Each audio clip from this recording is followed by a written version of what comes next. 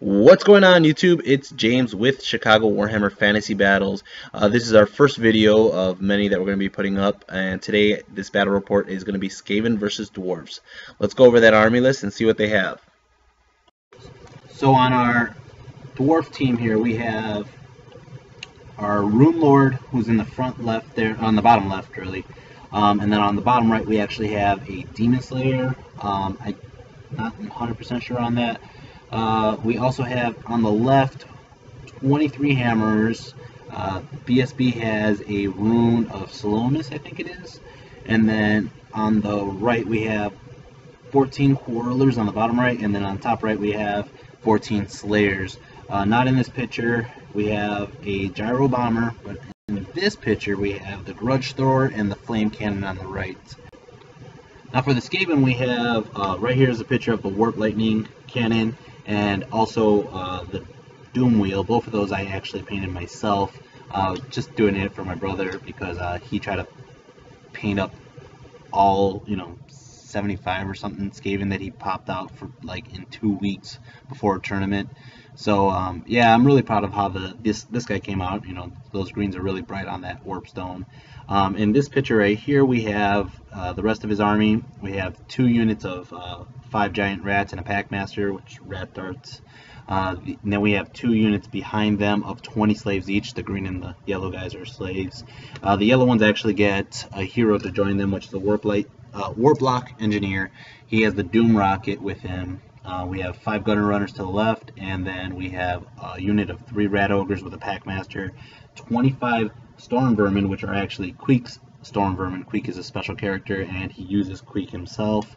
And then he also threw in a warlord with the fell blade, which is a strength 10 weapon. It does have some recoil on it, but yeah, the engineer, he has a second engineer with skitter leap and howling warp gale, but they're not in the picture right now. Also on the bottom left we have 3 warplock Giselles, which the regular Giselles are actually pretty pricey, so we're using these as proxies. 2 Goblin Wolf Riders, and then I actually started making one out of bits for my brother there, so hopefully we get all 3 of them looking pretty nice when we get them up and fully painted.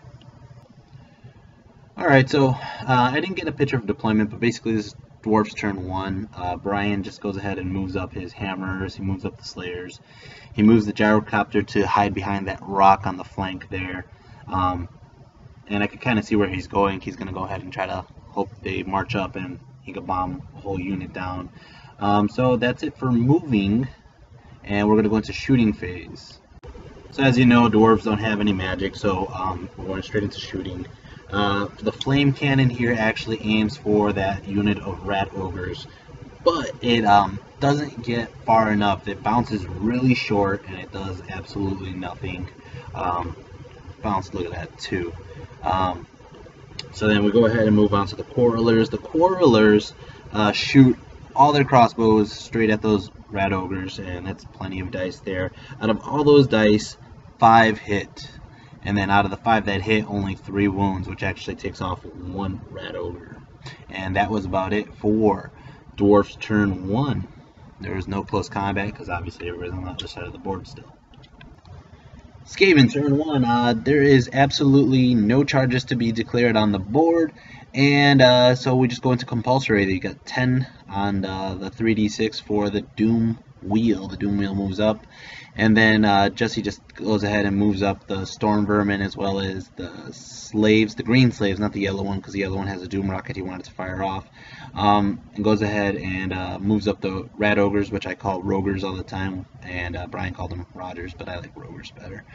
So basically that's how it looks with the movement. That was about it for movement. We're going to go into Winds of Magic. The engineer in the back there, right behind the storm vermin, rolls for Winds of Magic, and he gets a 6 and a 4. That is 10 dice, and I have no idea why there's so many low rolls here, but Howling Warp Gale, he gets 6 and a 1, which basically it doesn't allow units to fly, and then also ballistic skills to have a harder time shooting, which he gets off, and there is Brian did not counter it, and then he does skitter leap on Queek, but it failed, so That was about it for wins or magic phase.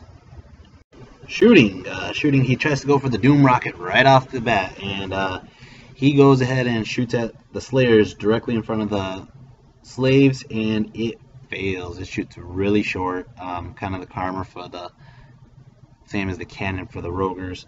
So the Warp Lightning Cannon shoots next. It is aiming for that unit of Quarrelers on the hill, and the first bounce goes 8 inches, and the second bounce goes 8 inches. And he goes ahead and kills 2 Quarrelers at the same time. I don't have a picture here, but those 3 hammers that are dead in the back were actually killed by Jezzails. All 3 Jezzails, pretty damn sharp shooting. Next up is the Doom Wheel, which he tries to restrain, and he fails the restraint. And goes ahead and he blasts those little rats right next to him with a strength 6. And all 3 of the rats got blown to bits. But they do pass their panic check, and they sit there for another turn. So Dwarf turn 2, Brian actually shuffles back his Slayers and Hammers just a little bit to make the charge actually harder for the Skaven, while he can still shoot at him with the Quarrelers and the cannon and the Grudge Thrower, of course. The Quarrelers shoot again, and they shoot at those Rat Ogres, and they do 2 more wounds out of all those shots. And then the Gyro Bomber is really sad that it can't fly and bomb all those units that it could just fly over. So it goes ahead and shoots its gun and only kills 1 Storm Vermin, just 1. So I know Brian was pretty pissed he couldn't fly. So he goes ahead and uses the Flame Cannon to burn the Rogers. And much more success on the Flame Cannon. It actually bounced right into them, burned, doing a total of 3 wounds on each Roger that was there.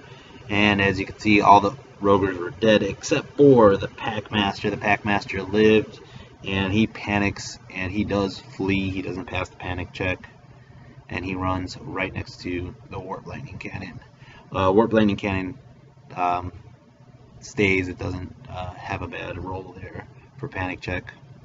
The Grudge Thrower attempts to smash the cannon, and it overshoots 6 inches, which he has that rune, I think, of accuracy, which allows him to re-roll the scatter dice, hopefully to get a direct hit, and it still scatters off and does absolutely nothing. So that was it for Dwarf turn 2. Now, Skaven turn 2. Queek is done playing games. He's going to go ahead and charge in with his clan of Storm Vermin, and they find out that the Dwarves have the Banner of Slowness, which slows down their charge, which ends up meaning they need an 8, and they end up getting a 7, which really slowed them down, and they actually failed the charge, and that's basically how they stumbled forward, and the Dwarfs mock them and laugh at how slow Queek's clan is. Compulsory moves, we have the Doom Wheel move up just ever so slightly, didn't even go really too far. The Slaves moved up to try to hold down the Slayers while the Storm Vermin and the Hammers duke it out. Gutter Runners pop, and you can see my Orcs back there waiting to get into the next fight. And this is basically how the table looks at the end of this turn of the movement. And we're going to go into Magic. So Magic, I got a 5 and a 2, and then the Skaven actually channel both, which I realized now that he only had 1 Warplock Engineer that was a wizard, but I don't think he knew that at the time he rolled that. He usually plays with 2 is why. He uses 5 dice on Howling Warp Gale, and this Rune Master here, he uses the Rune of Spellbreaking, which dispels it, and not only dispels it, but he eats the spell, so he can no longer use that, just so that way his Gyro Bomber has free roam of flying. So the Jezzails here, they shot at some hammers, which I do not have the picture of, so I don't know how many casualties there were. But the Warp Lightning Cannon here shoots at, he's aiming actually for both the Slayers and the Hammers. He's hoping for a lucky bounce and blows up right onto the Hammers, which the first bounce he gets a 10, which is really good for him. But at the second bounce he got a 10 as well. Strength 10, bounces right through him, blows up a little too far, and he only kills the 2 Slayers and clips 1 Hammer with that. Dwarf turn 3, and the Slayers and the Hammers are both going for charges right out the gate, and they're both going for the storm vermin. Just ignore the slaves. And they both connect. They get in. The gyro bomber here flies over the slaves, and it drops a bomb on them, and he's hoping to drift into the storm vermin, and it drifts the other way, barely clips those back 3 slaves, and it blows those 3 guys up. So the quarrelers take their shots at the slave unit right there, and they actually only got 5 hits, and out of the 5 hits, only 2 wounded. There's a couple ones there, and yeah, that explains a lot. And then the flame cannon goes ahead and tries to blow up the slaves, hopefully causing a panic check, and he actually gets a good bounce right into the unit and chars 5 of them. 5 of them dead. But they pass their panic check. Lucky with that strength in numbers. So we have one more war machine. We have the grudge thrower, and he's using his grudge against the doom wheel, hoping for a strength 9, multiple wounds, and instead he got a misfire, and he rolled a 1 after the misfire, and that just blows up the war machine. It is not pretty. So for the close combat here, a lot going on. First off, we have Queek in the back with the little trophy rack back there. He has a special rule, which means he has to challenge every time he goes into close combat, and his challenge was accepted by a Slayer hero, and Queek is extremely conceited at this. He loves to challenge, he loves to fight, and he hates dwarves. He really does. So he actually gets off 4 hits, and on his 4 hits, his magic weapon allows him to wound dwarfs on a roll of 2+, which you can see right here. He got 4 wounds, and he goes ahead and kills the Slayer before the Slayer had a chance to hit him the first time. But the Slayer does have Death Blow, and Death Blow allows him to hit back, and he actually gets off a wound onto Queek, but Queek armor saved it, and his armor save actually does 1 more wound to the dead Slayer, which it's just a little bit overkill there. The remaining Storm Vermin, as well as the Warlord with the Fellblade, only get off 3 more wounds on the Hammers, 2 on the Hammers and 1 on the Slayer. And in retaliation, the Hammers kill off 5 Storm Vermin, and that's pretty brutal there. And the Slayers actually get another 5, which causes the combat resolution to go in favor of the Dwarfs, and causes Queek's group to actually run. And before the distance is rolled, the Slayers reform to face off the slaves on the flank, and the Hammers choose to go after Queek. And Queek, with his scurry, actually got away by a few inches, and it was pretty close, and they stay on the board.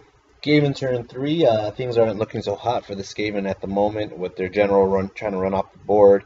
The Gutter Runners move in position to charge the Flame Cannon on the next turn, and you can see there's minor advancements in moving. The Doom Wheel moves up to the flank of the Quarrelers there. These slaves reform to face this angle right here to hopefully charge on the side of one of those units of dwarfs. This guy, the Lone Packmaster, he actually rallied, and he'll turn around, and Queek rallied to face his pursuers. Next up is the Magic phase, which they got a 10 on the Winds of Magic and realized that it was useless because Skid Leap is the only spell left in play, so on to Shooting phase. Doom Wheel zaps 2 Quarrelers, and the third one actually took a bolt to the face and lived.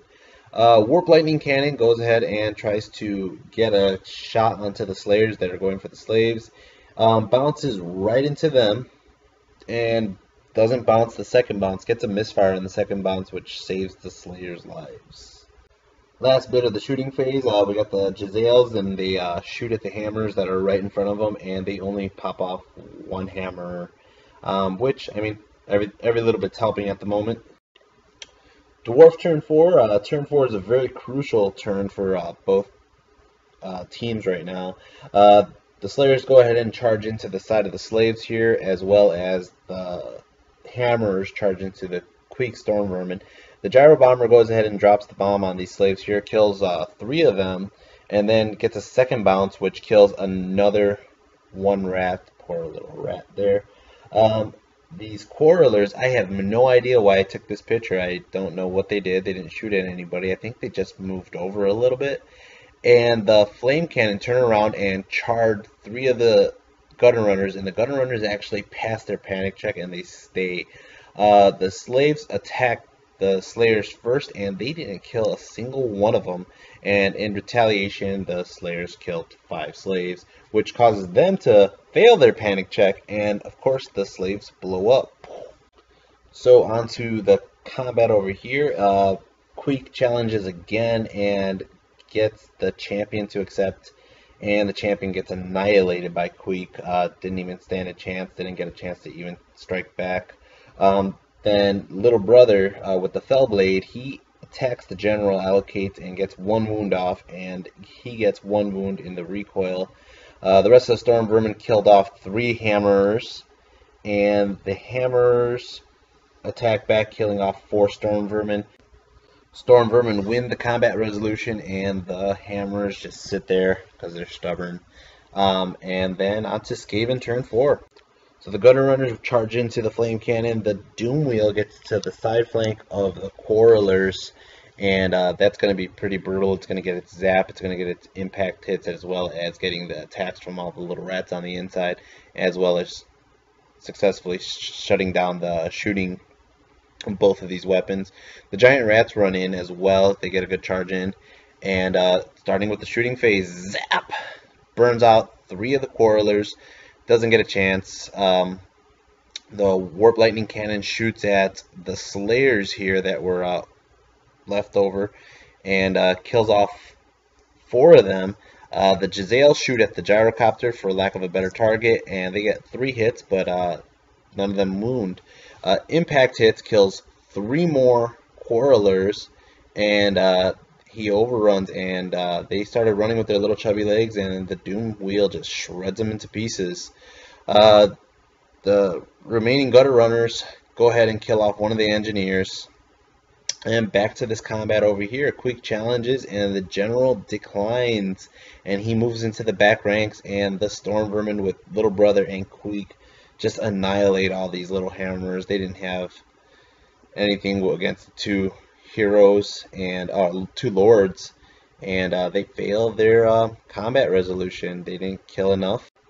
So the dwarves end up fleeing the standard dies from that last stand special rule, and on top of turn 5, the general actually rallies himself, and in the last effort, the slayers reform to face the storm vermin to hopefully save their general. The gyro bomber attempts to bomb the storm vermin and hopefully cause enough for a panic check, which it drifts just a little bit and only kills 3 of the storm vermin, not triggering a panic check. The Skaven turn 5, the gutter runners go ahead and finish off the cannon with 2 wounds on a roll of 6 double 6s there, and the storm vermin actually declare a charge, and of course the general flees. He's not going to take on the whole unit by himself, and they actually catch his little chubby self. He didn't run too far. Those legs were not meant for running. So the doom wheel goes ahead and charges right into the back of the slayers here, and that's about game. They call it right there. They shook hands. It was a fun game overall. So after a rocky start, the Skaven end up pulling out a victory out of nowhere, and it's not the last you're going to see of both of these armies. I actually play both of these players quite often. One of them is my brother. And up next, you're going to see Skaven versus the Orc army, the Orc horde. And yeah, if you like this video and want to see more like it, hit the subscribe button. We're going to be putting up new videos, hopefully on a weekly basis. And stay tuned for more videos. See you in the next video. Peace.